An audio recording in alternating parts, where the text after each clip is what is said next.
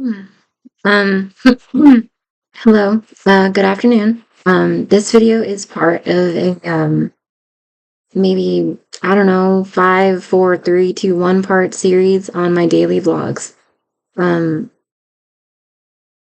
um, Basically, talk about my day, and then I go into, some thoughts and feelings that I want to share. Um, um, but I decided to chop it up maybe into separate videos so that people know exactly where things are.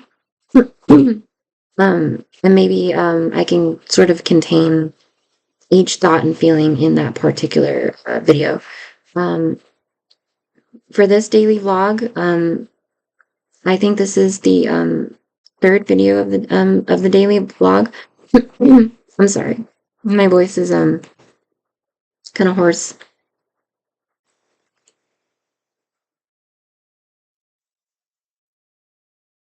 I've just been reading some of my journal entries, some thoughts and feelings.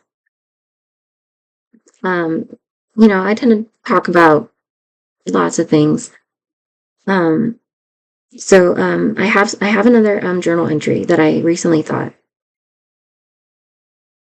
Um,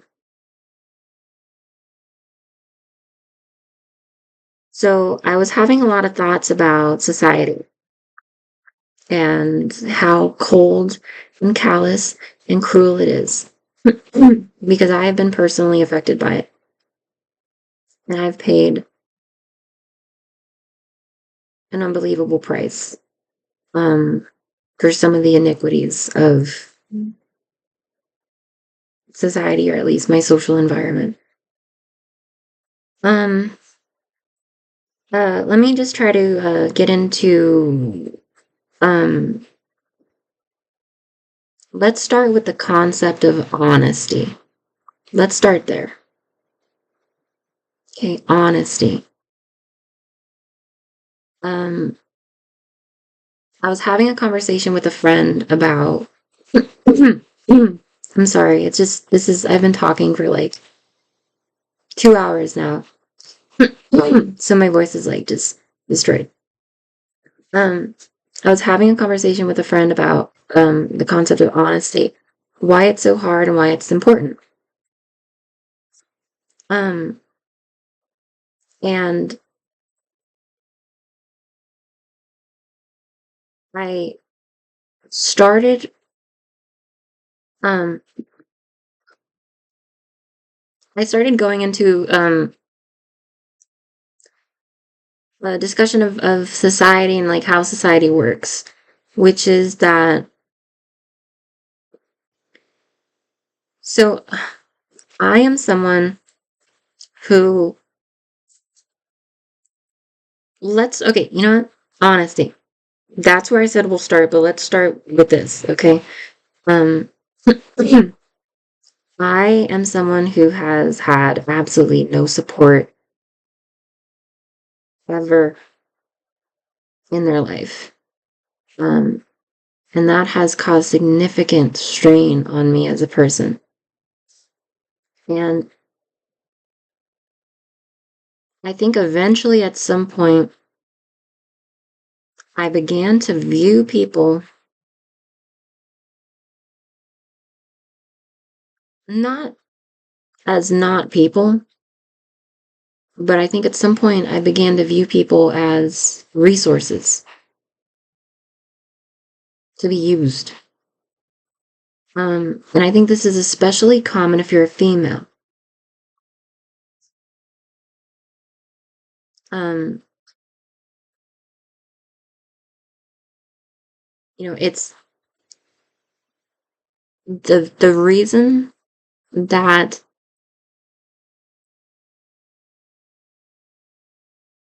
this is something that this is somewhat of a behavior that I think I've developed because of the significant strain on me because of the lack of support. And I'm not like a full-blown like psychopath or anything. It's just that, I was just thinking about it. I was thinking about myself.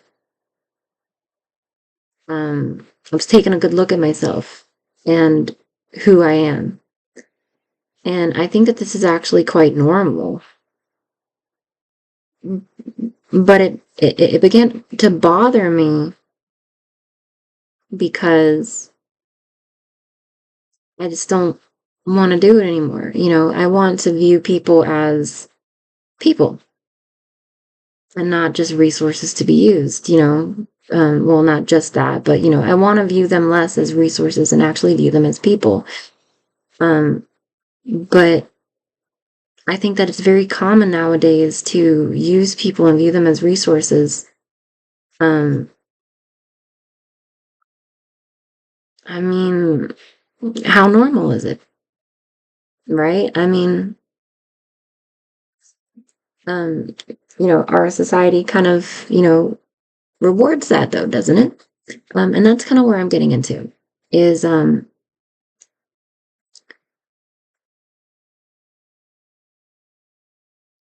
it's impossible to have, um, honest, genuine connections with other people if you only view them as resources. So,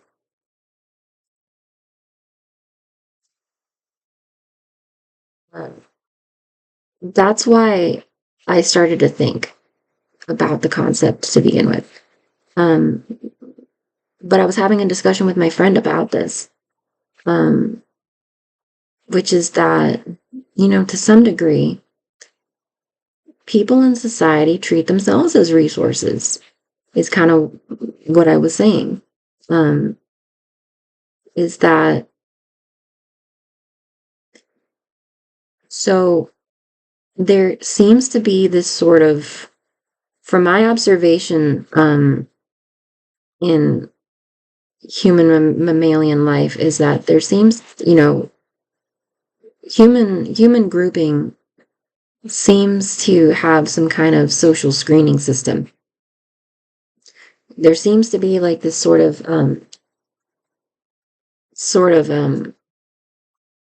like meriting and demeriting system, with human society. Um, like this social screening system where basically we have um, these sort of socially, like there is a prescribed list of socially acceptable behaviors and socially unacceptable behaviors. And it seems as though every time you have an interaction with a person, they basically run you through this list. And the problem with that is that when we're born as a baby, we need resources, regardless of who or what we are, right? If we're a baby that's born black, white, gay, straight, girl, boy, cis, trans, vegan, well, that's, vegan, non-vegan, or if they're born, autistic, not autistic, or, yeah, neurodivergent, excuse me, neurodivergent, neurotypical, right? These sort of, you know, liberal, conservative. I mean, there's evidence saying, and I'm not saying it's going to be by birth, but, basically with any kind of traits. And when you have a list of any kind, when you have any kind of social screening system at all that basically says you have to pass these certain qualifications in order to have access to resources, you are basically creating that strain to discourage openness in any capacity. Just the existence of that. As babies, right, we are supposed to be loved unconditionally. We are supposed to be given access to resources. We are supposed to be given love and support. Those are resources. Access to uh, jobs, a car. I bring that up because my dad bought my sister a car when I was growing up, and he never bought me a car, and I'm still salty about it. Anyway, tough deal. Anyway, so why do people act like,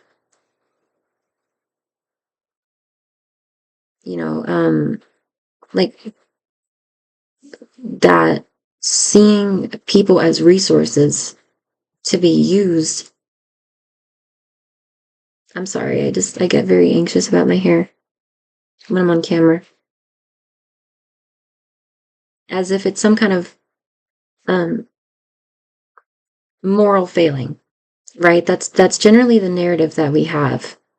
Okay, that's the narrative that we have on self-serving behavior. People who use other people as resources and use them to get ahead or get somewhere. Not necessarily in the dark triad way. Maybe they just know that if they are friends with this person, that person could get them a job or something, right?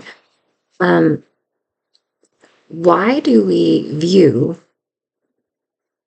that as some kind of moral defect? Because it's baked into the system.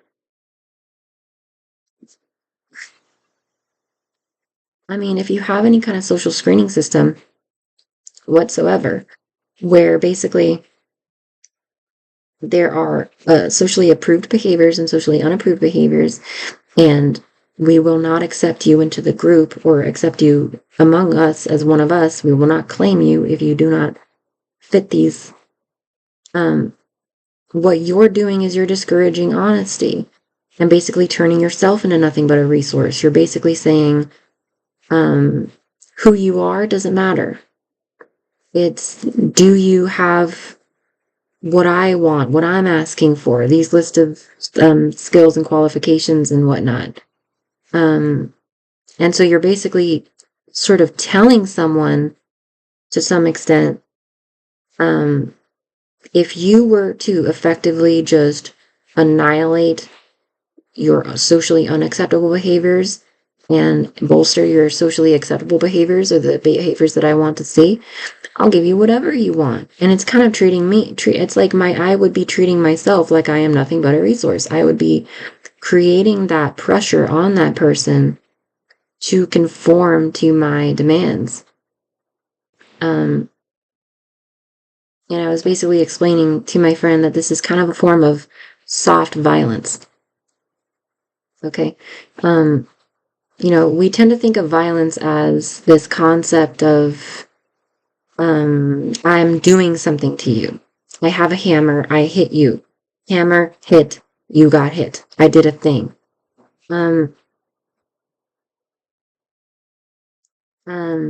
Maybe it's kind of wokey or whatever, although I know I'm pretty woke, whatever. But here's the thing is that, that's typically how we think of violence. Is we think of heat, we think of hot, right? We think of hell. We think of burning someone, like poking them with a hot, burning cattle prod, like a rod, right? Applying heat, turning up the heat, right? That's a phrase to like put the pressure. But the thing is that the cold can be weaponized as well. You can actually weaponize the cold. The lack of something can be just as weaponized as that thing. It's not just poison that can be weaponized. It could be the lack of nutrients that could be weaponized. I mean, how many times have we seen in a movie, right, where there's some alien in a spaceship and they try to lure them to some part of the spaceship, and then they close the door and they shove it out and it goes into the outer space, right? How many times have we seen that? They know exactly what they're doing. And when you know what you're doing, and there's that intent, I think that qualifies as a form of soft violence. And this had me thinking about,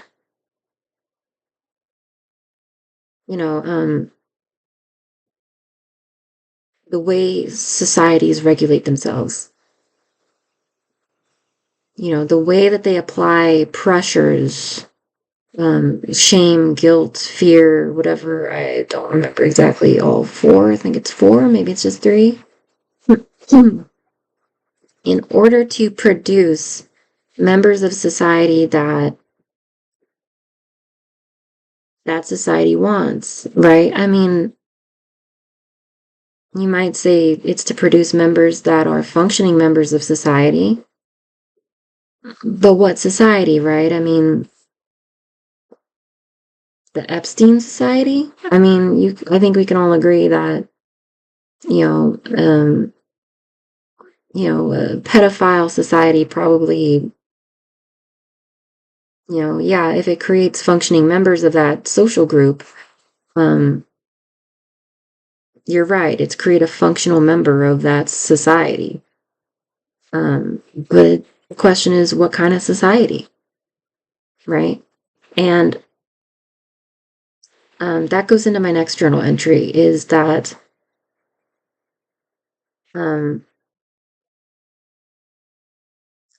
I'll just say what I think, and I'll not chain link it.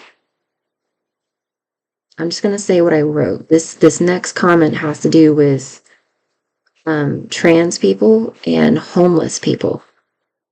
I think we're all familiar with both. Probably more so with homeless people. This is, I think, let me just tell you what I wrote. So there is this huge national discussion right now that continues to go on unsettled. And there are intense feelings, right? There's very strong feelings in this national discussion regarding trans people.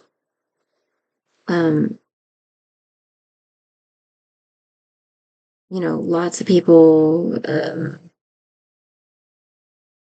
like them, lots of people don't like them, lots of people use them, lots of people don't use them. I'm just going to say what I think.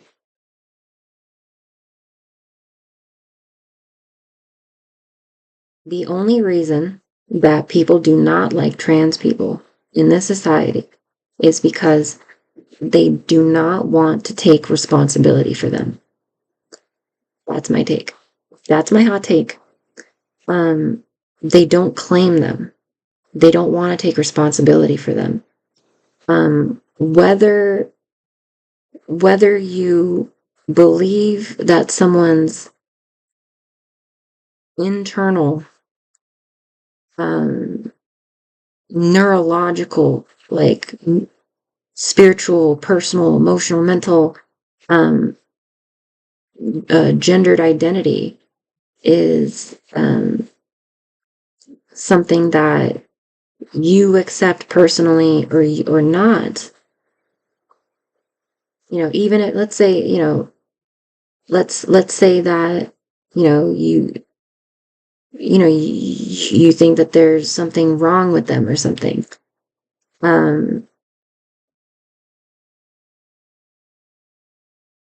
Regardless, on that side of discussion, we don't see any solutions being offered from that same side of people, right? That same group of people don't offer solutions. They just kind of resort to putting someone down.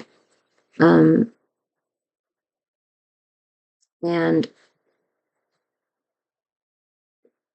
I think that it's all the same.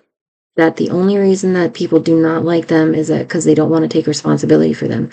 Whether they want to take responsibility for them as a equal functioning part of society, or they want to take responsibility for them as some, quote unquote, messed up, deranged, whatever, mentally, whatever person, right? They don't want to help them in any capacity. They don't care that much.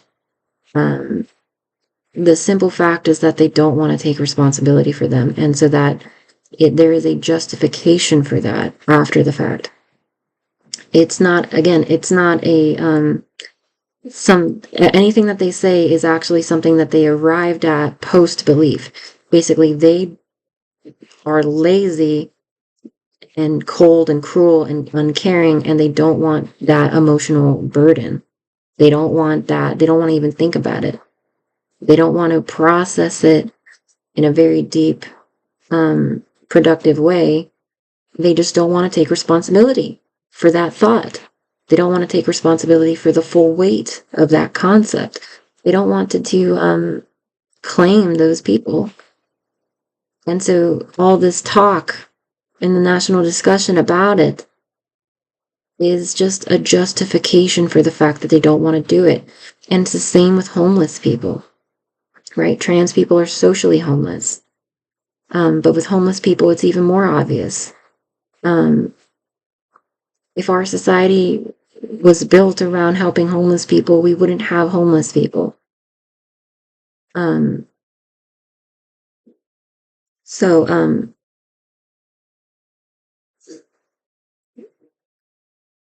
let me try to tie this into homeless people as an example.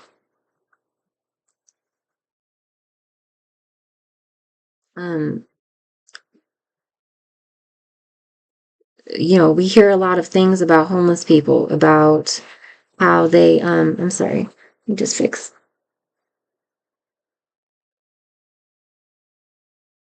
Sorry, I get nervous about my hair when I'm on camera. We hear a lot of things about homeless people in the national discussion or from particular people who are informed by the national discussion going on.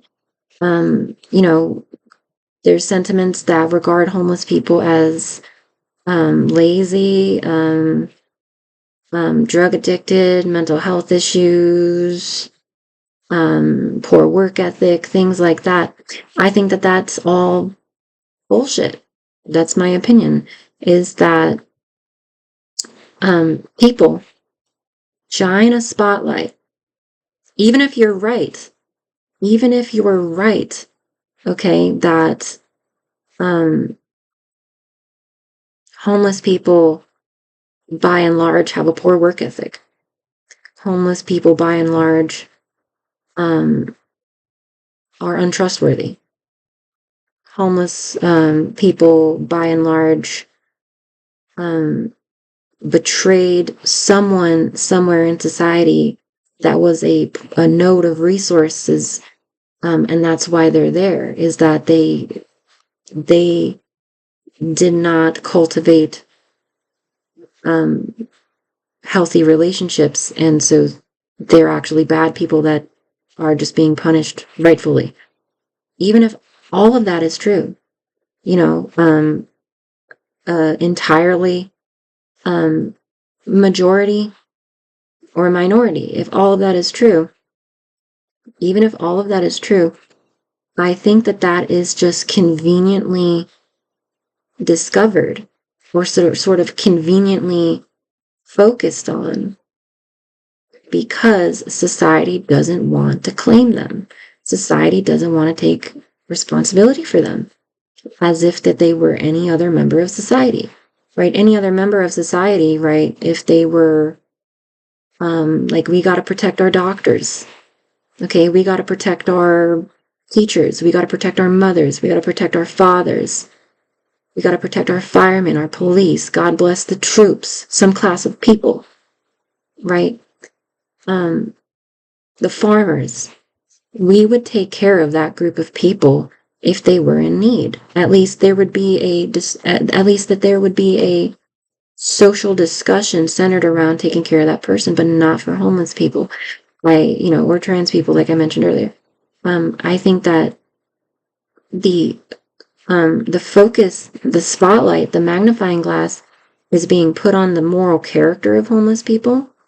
It's being put on the criminal background of homeless people.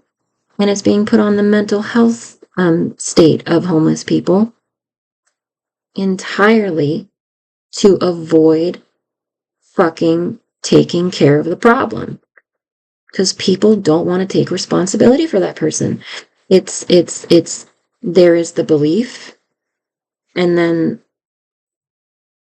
basically like these are the beliefs, right? That homeless people or have a poor work ethic or some shit that is retrofitted to fucking support this thing. Basically, like there's the belief is already there, and then the evidence is found to support the belief,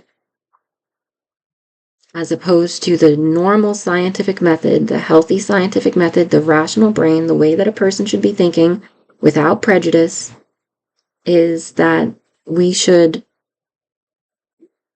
find, we should take in the observations and the evidence and come to that conclusion. But I feel as though this conclusion has been decided on, and then the evidence is produced. Um,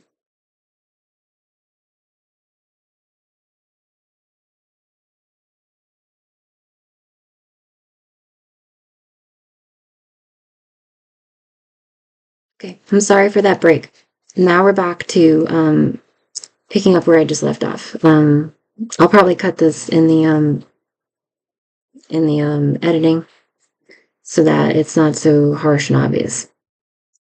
Okay, so I was just talking about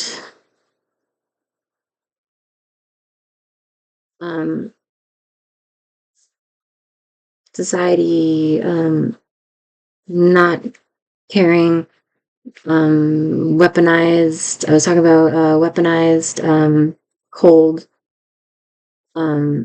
Let's go back to that social screening system or meriting system and the concept of honesty, right? Um,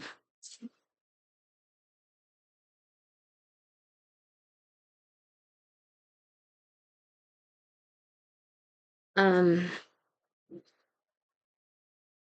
this type of social filtering system that we have, where basically, not caring about people is sort of weaponized. This is sort of textbook warfare. If anybody knows anything specifically about combat, okay, modern combat, not just like, Rome and stuff. Um, sorry.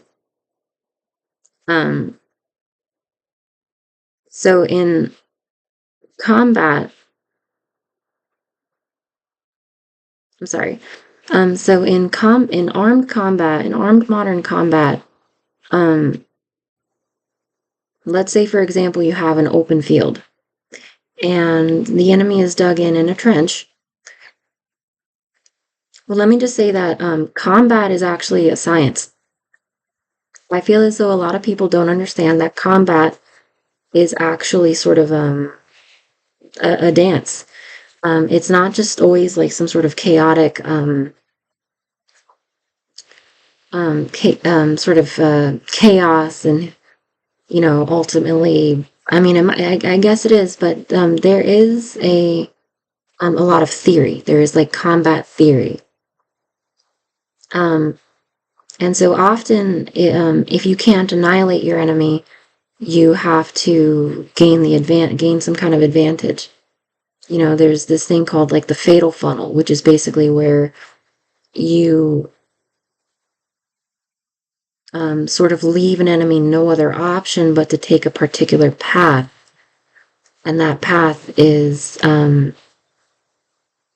basically a kill zone, like direct line of sight. As soon as they take that path, they're at the disadvantage, and you can wipe them out very easily.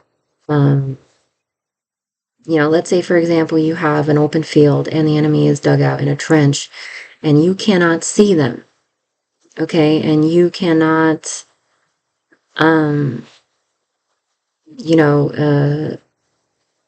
engage them the normal way that you can engage them. So this is where you'd put down a machine gun or like a sniper rifle. Okay, the machine gun's purpose, hopefully, is to kill. But the whole point is to actually suppress the fire, because the real danger isn't getting killed by the real danger isn't getting killed by the machine gun. It's the possibility of getting killed by the machine gun. And in that particular instance, the real danger isn't necessarily being killed by the sniper. It is the possibility of being killed by the sniper. And so the point sometimes is that the best you can do when you're fighting an enemy or a person you don't like is not that you annihilate them. It's that you make it as expensive as possible for them to gain any ground. You make them pay for every inch of ground they advance on, so that hopefully it's like sort of a war of attrition, and that you can, by the end of the whole ordeal, come out with the better numbers. And then you can use the numbers advantage. And so, if they're just throwing bodies at the problem, or lots of resources to overcome this particular piece of land that they just can't take because it's an open field, there's no shelter except for some trenches or something. The sniper, like as soon as they're out there, they're in the open, right? If they're expending tons of resources to overcome this extremely difficult scenario, then you can use that to your advantage to win it by like a numbers game. And it makes me think, that's what I kind of thought about recently about the sort of social screening system, is that it's kind of textbook warfare, which is that you want to make it as expensive as possible for someone to have that trait or be that person or do that thing, basically in order to completely annihilate that thing or that person. We see this all the time when some angry dad yells at his trans daughter, trans son, and says, you think you're a girl? You can go fucking live somewhere else. Or if, you come out as gay at a workplace, and they fire you, or they find out that you're gay and they fire you for it. Or you decide to get a tattoo without your dad's approval, and then he says, you can go live at your fucking friend's house now. Or, you had unprotected sex and you need an abortion or something, and now you're disowned, right? It's basically, it's sort of the weaponizing of that cold climate, that it's that cold attack,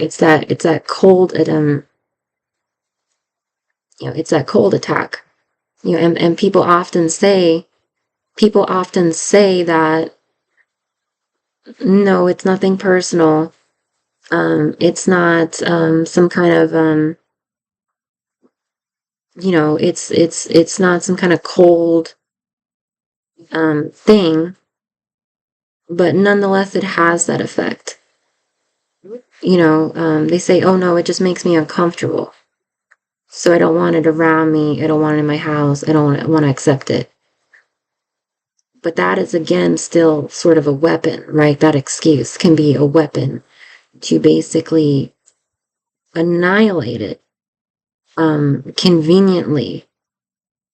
Just conveniently, like it's very convenient to just leave that particular person out in the cold for who they are,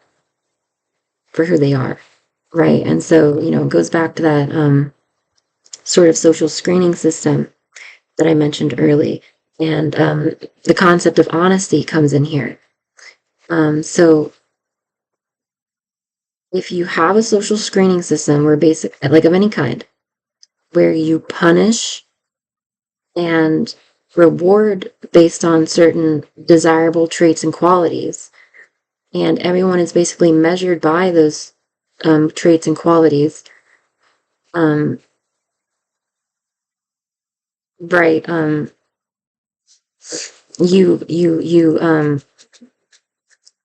you basically are treating yourself as nothing more than a resource. You're basically saying, I don't unconditionally love and accept you. Only under these criteria are you lovable and acceptable. And you're basically creating that environment where everybody is fake. People have to perform, dance like a monkey, and perform in a particular way in order to pass that test, in order to have access to basic resources that they need to grow and become a full-fledged person. Um, Although they are a full-fledged person, to grow and become somebody bigger than themselves, I guess. Um, and so, and then we talk about, we talk about this big virtue of honesty, but the very existence of that system punishes honesty, because you're basically already telling someone from the get-go that there is an okay and there's a wrong and a right answer. You're telling them that from the get-go. So, we talk about this concept of honesty,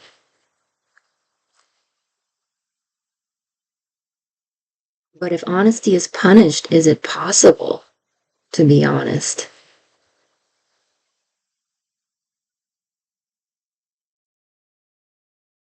And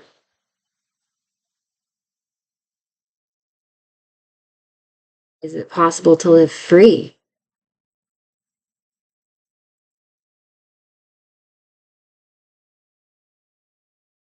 And how can you be honest with someone if you can't even be honest with yourself? Right? If you've internalized that rejection and that abandonment, if you've decided that this is the right way to be, and you had to pass this social screening system, and you had to leave a part of yourself behind in order to have access to resources to get somewhere in life. You had to chew off a wolf's, like chew off your own leg or whatever. Um, how can you say you're an honest person if you can't even be honest with yourself?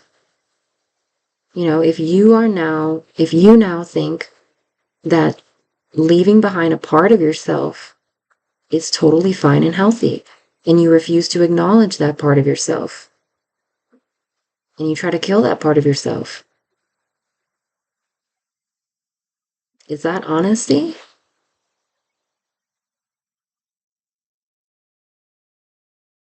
Or is that just a performance?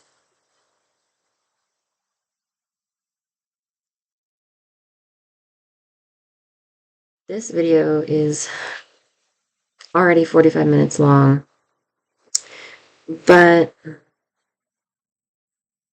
I still have a lot to say. Well, maybe one more thing to say. Let me tell you a story. Okay? Let me tell you a story. So, I used to work, um, at a hotel. Um, um, there was in the first year that I was there, there was one of the maintenance guys. I'm sorry.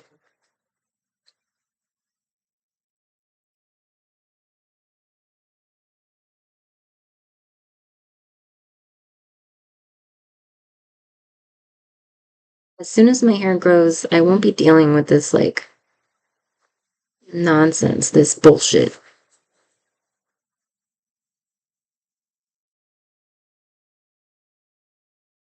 It just bothers me how much, like, how my hair looks. Hair. It's exactly what I'm about to talk about, okay? Hair.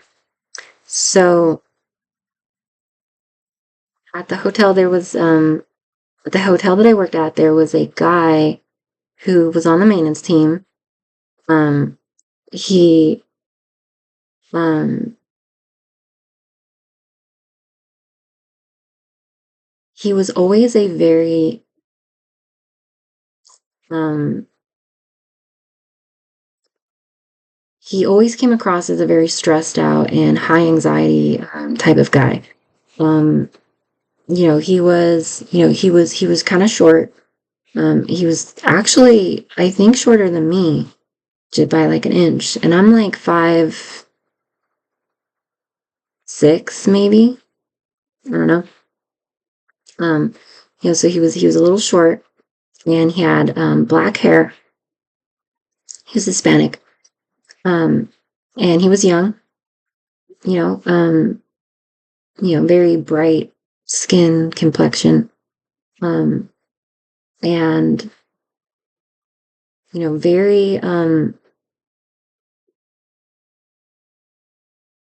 very he was a Hispanic guy, right? So he was quite I don't know, cultured. He was very energetic, let's say. But it's a shame because at the same time he was someone that came across as very high anxiety, very tense and stressed out. And he was this type of guy that was extremely timid, but not like he was social but timid at the same time. He was kind of a yes man, basically. He always did everything that he was told, and he didn't really talk back ever. And he was a hard worker. He was a hard worker. But he's what I'm trying to say is that he was a guy that shrunk himself. He shrunk himself. He made himself small. He made himself manageable for other people and low maintenance. Um, and one time, but he still worked really hard. And so he actually got fired eventually from that place. Um, and when I heard the story of why he got fired, it sounded really bizarre to me. And unfortunate though, but because I understood it. Basically, he slept through his alarm or something, and he showed up to work, um, not dressed, I think, like not dressed, and um, or no, he showed up to work wearing a hot because he didn't take a chance. He didn't have a chance to change, or something. I think he actually was coming from another job. He didn't have really like a chance to change or shower, brush his hair. And his hair looked really bad. This is the story. Um, and so he showed up to work with a hat to cover his hair. Um, and when he showed up to work, um, basically, they told him you can't come in here and work, dressed like that, wearing that hat. You don't look like you do maintenance here. And they asked him to take off the hat. Um, like you can keep the hat. I think at one point they said you could keep the hat, but just put on a maintenance t-shirt. Um, but I heard he was just like so exhausted that he just said fuck it, and I don't know exactly how it happened. But the problem here was um basically he was afraid to show his hair. And so came to work wearing a hat to cover his hair because he didn't get a chance to show his hair. And I once dated a guy, um, another Hispanic guy. There's a lot of Hispanic people in my area, um, who was also quite similarly focused with his hair. He kept his hair short. It wasn't like mine. Well, it's short for a girl, but you know what I mean. Um, he kept his hair really short, and he always gelled it and combed it, and he was always in the driver's seat, um, messing with his hair, right? Making sure that his hair looked good. And, if something messed up his hair, it seemed to really spoil his mood. And I'm obviously very, very similar to this. And it just had me thinking,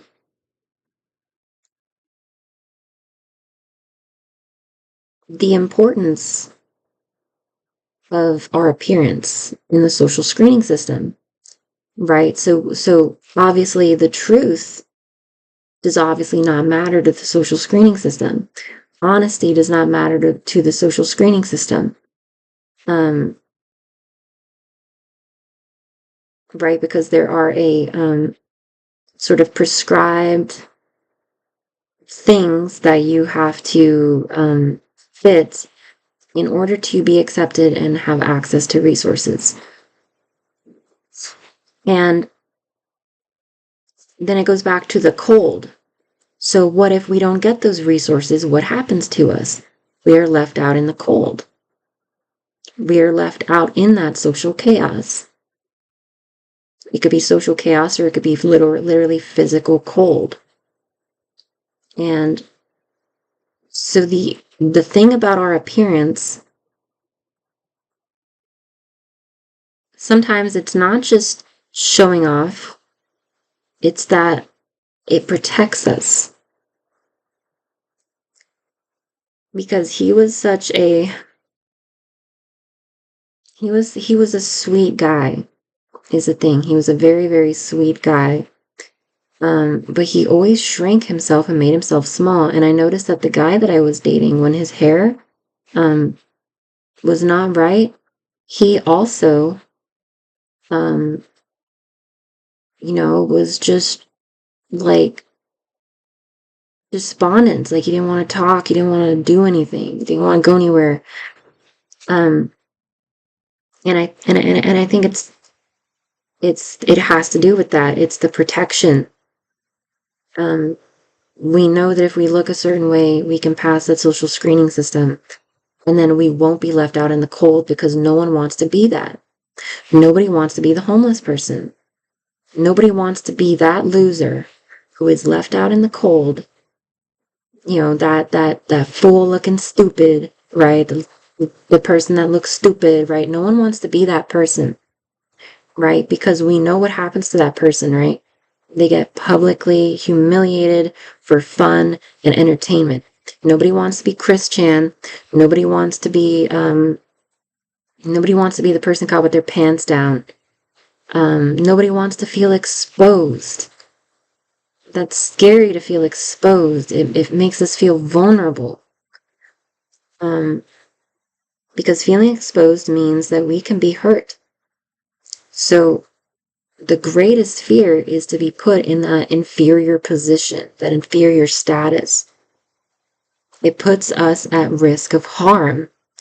Nobody wants to be an at-risk individual, so we are all desperately trying to not be exposed, or to try to not be that at-risk individual. But I suppose depending on who you are, you're going to be that at-risk individual.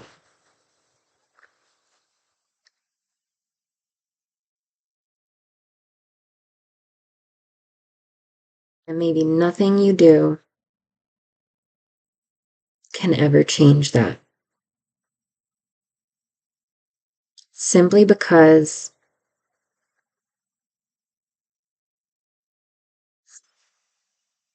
every part of society is designed to flag you when detected. And so that sort of goes back into how we, that's where the whole concept of like flexing comes from. No, we don't, we're all basically pretending that we're not that person. That's not me. That's not me. Look at all these G's I got. Look at all these muscles I got. You know, that couldn't be me. Hell no. What? Yeah, that can't be me. Um, and so when it comes to like homeless people or especially trans people or um lots of people, maybe even people like criminals or something, there's a strong sucks to be you mentality. And it's a quiet mentality.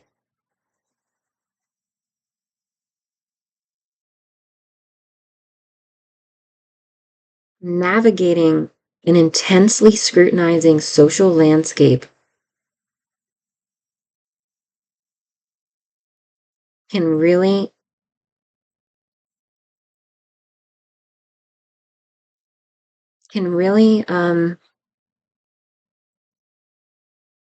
bar somebody from being able to self-actualize.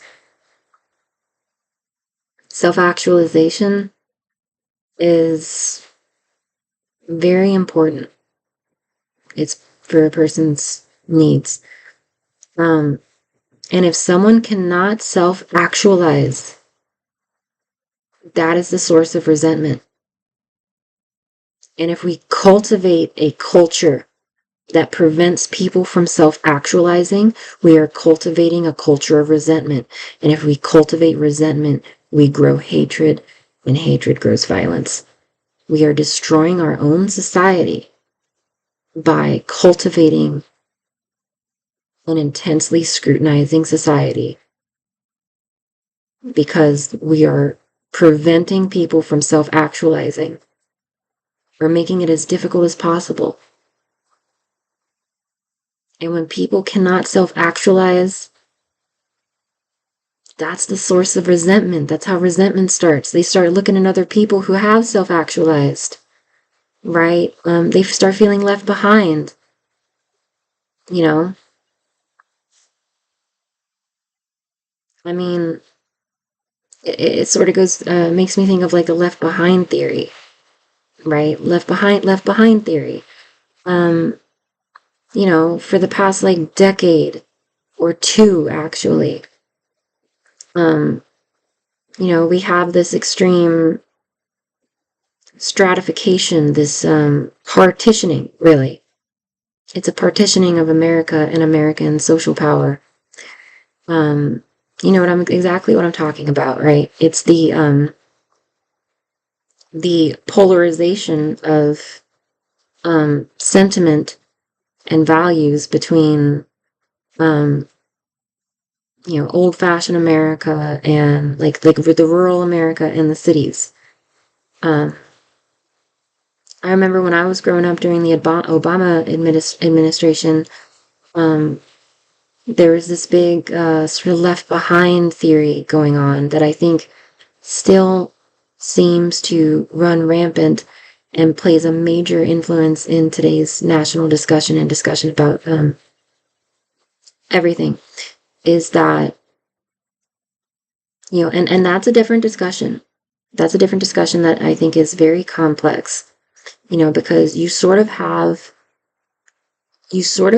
these two different social landscapes, right? And so you have the social screening system that basically says, here's the rules, and here's what you do, and here's what you don't do.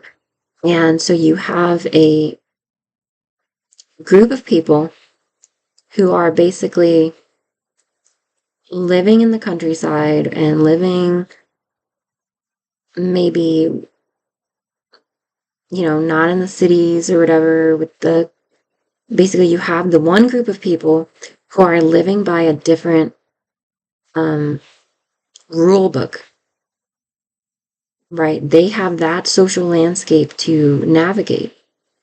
right? And so there is a different rule book for them to play by than the people who are, say, in the cities, in the college-educated towns, in the nice, progressive, liberal um, cities, these centers of education or technology, right? Where, seeing the you know seeing the sexual liberation that went on in the I think in the 2000s, and then seeing the advancement of technology with smartphones and how we can just Google everything now, and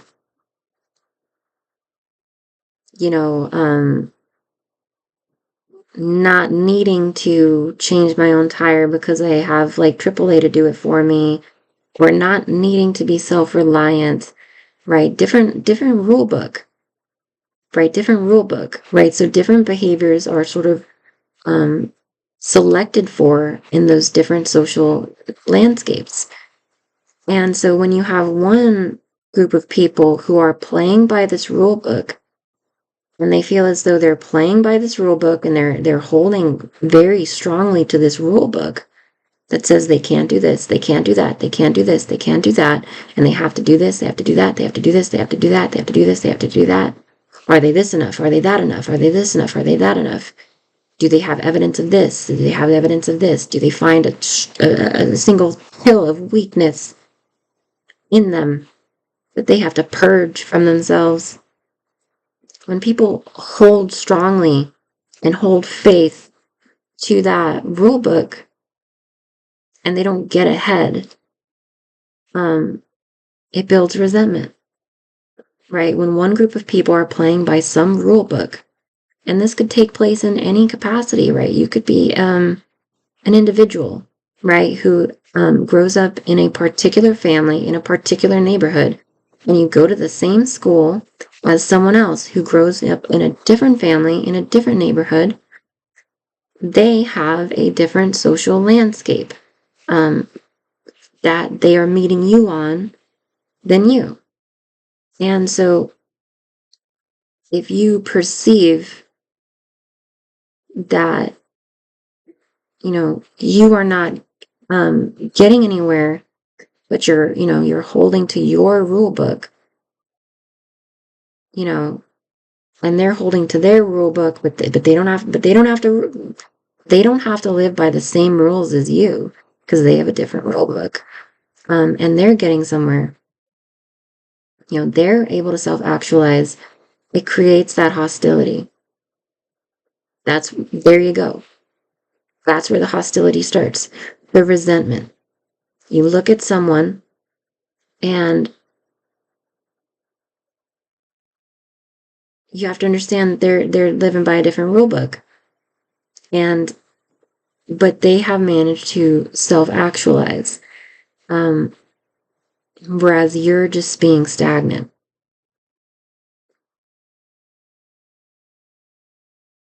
That has bred so much hostility.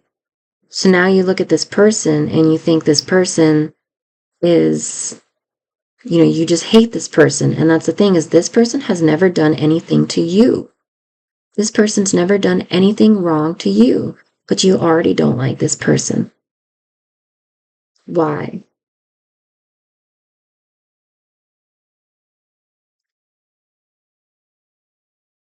I understand why.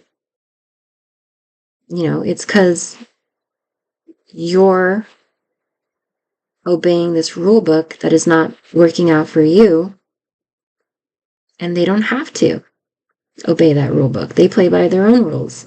And I can see why that might upset a lot of people. But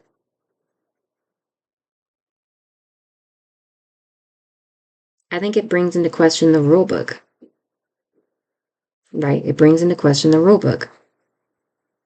Is there even a rule book?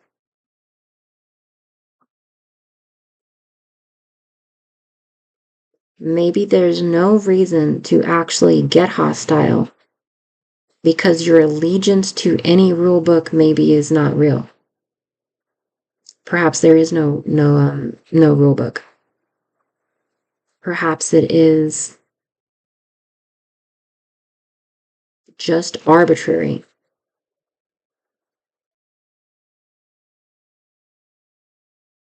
I think that's something worth thinking about.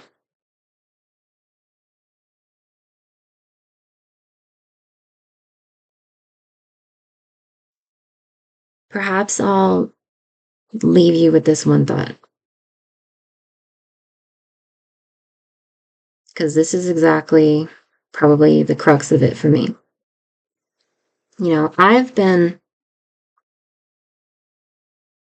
I have been spending the last 10 years, okay, struggling to get, I just got this dumb dream. I got this dumb dream of me with my own land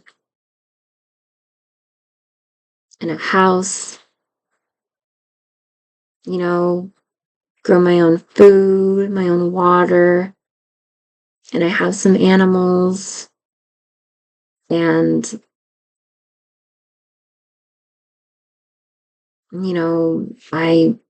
I live on my own terms, and I take care of myself, and I do my own thing, and I pursue my engineering interests. I get into 3D printing, which I've always wanted to do, but been too poor to. I, um,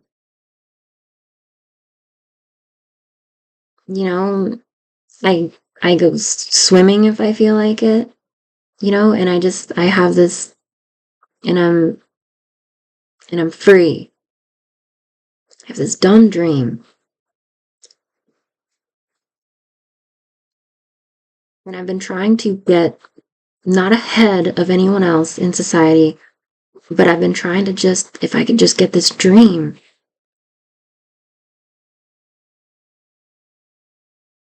if I can just establish myself as an equal in this society and, build my life, right? I just got this dream. If I can just do it, I've been working so hard to do it, but it's like I've been navigating this extremely intense, scrutinizing social barrier, and this, and I've worked so hard. I've almost fucking died, right? I was in the ER. I I worked so hard at my last job and walked away with barely anything. I don't feel like I walked away with anything. Um, and I've just been fleeing, situation from situation to try to take care of myself. And I don't feel any fucking closer. It's like I'm trying to live by the same rules as everybody else, or at least the rules that I'm supposed to. Just got this dumb dream, and maybe, right? Um, yeah, have somebody, guys, have a guy that loves me, friends, family, things that I never thought I could have and have always dreamed of having. Joy, joy, and love in my life. A life full of joy and love, because I swear to God, I'm almost 30. Turn 29 soon. And how much joy has there been in my life? How much love has there been in my life? So little.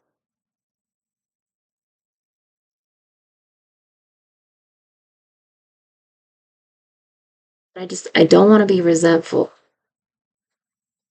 I don't want to be that person.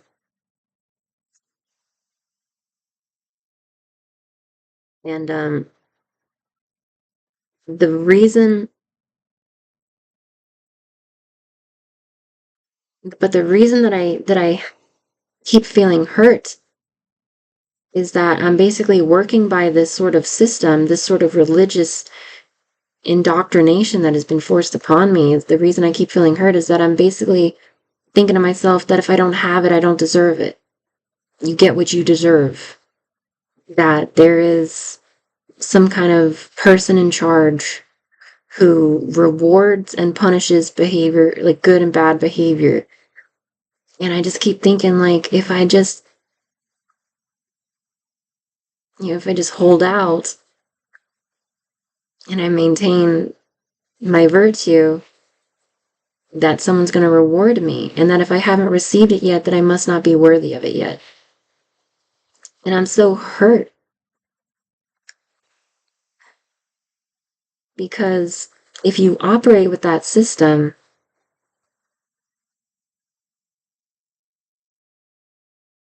why wouldn't you be hurt? Right? If you think that the fact that I don't have it means I don't deserve it, then why wouldn't you be hurt? And so it's like I reach out to God for help and I tell myself that if I just stay virtuous, stay strong,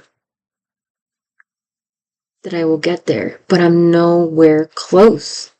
Not even close. Do you know how much money that fucking costs? My dream? I can't even do fucking Uber Eats or food delivery because my car is too old.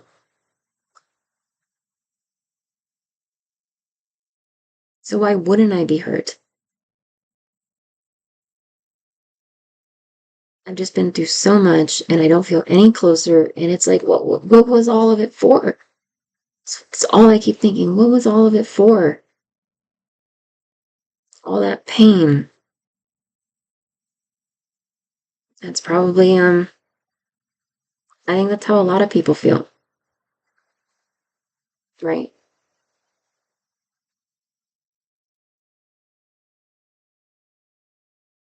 But, when you're working by that system, of course it's bound to hurt you. But maybe there is no one up there waiting and watching. There's no one, there's no one up there who is observing me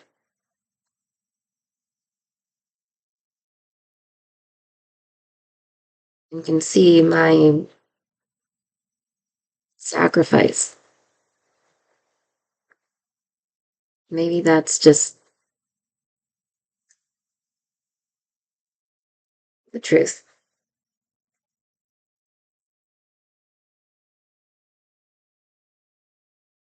And that salvation will not come.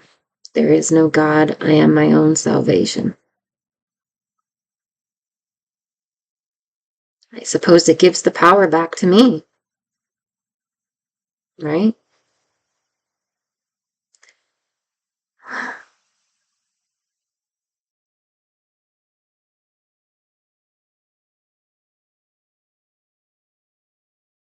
Thank you for watching. This is probably my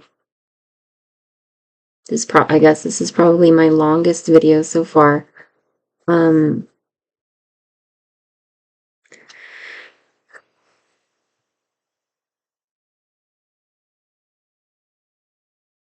Insults. That's something I still haven't spoken about.